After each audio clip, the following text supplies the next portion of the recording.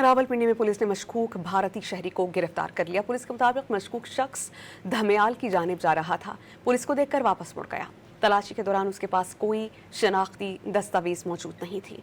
मुलजिम ने अपना नाम दलेर मुश्ताक और ख़ुद को भारतीय शहरी जाहिर किया। पुलिस के मुताबिक मुलजिम के कब्जे से 2 बॉल पेन और 1750 पाकिस्तानी रुपए बरामद हुए।